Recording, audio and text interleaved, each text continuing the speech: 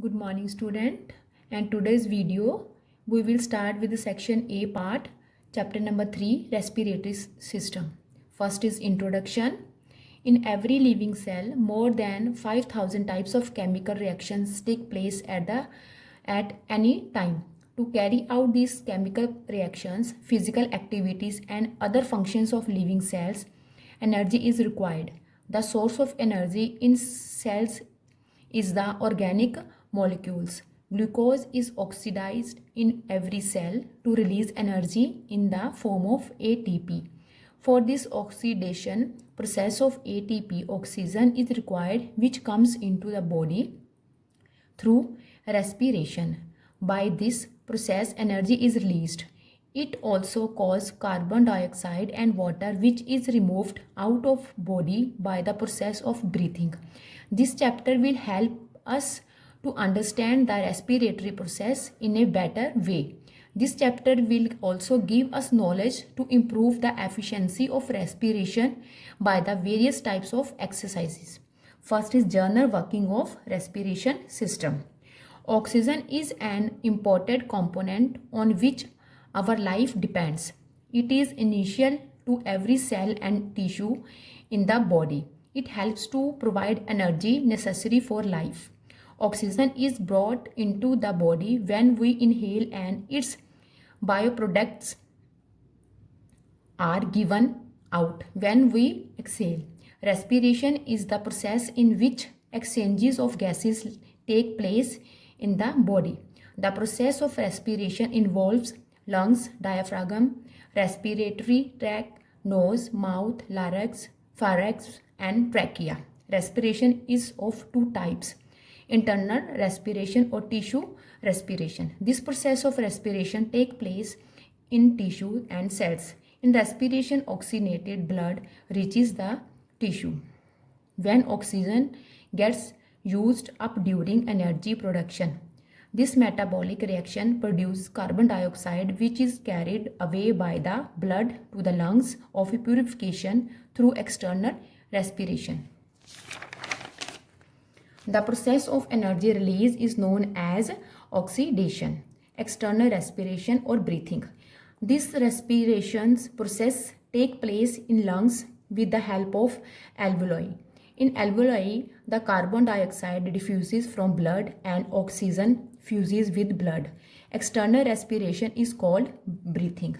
Inhalation and exhalation are two processes of external respiration. This breathing process oxygenates to the blood. External respiration makes internal respiration possible as oxygen-rich blood goes to different parts of the body. Second is mechanism of breathing. When we breathe in, muscles across the ribs contract. It pulls the ribs upward and sideward. At the same time, the muscles of the diaphragm contract and flatten. Size of lungs increase and there is an increase in the volume. Due to this, low pressure develops in the lungs, so air is sucked inside through the nose and mouth. Breathing out occurs when the muscles of the diaphragm and the ribs relax. By this, the space is reduced and there is decrease in volume. Thus, high pressure develops in the lungs, so air is pushed out.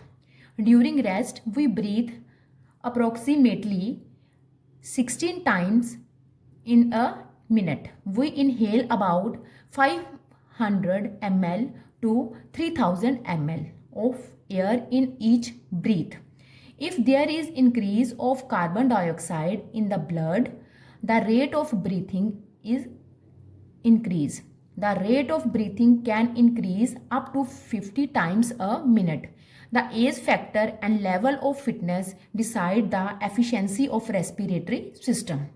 Now third is important terms. Breathing rate. It is a person's respiratory rate or the number of breaths per minute. Normal breathing rate is 12 to 20 breaths per minute. Tidal volume. It is the normal amount of air exhaled in a single breath. approximately 500 ml in a normal adult. When extra efforts is not applied in healthy adult, the tidal volume is approximately 500 ml. Vital capacity.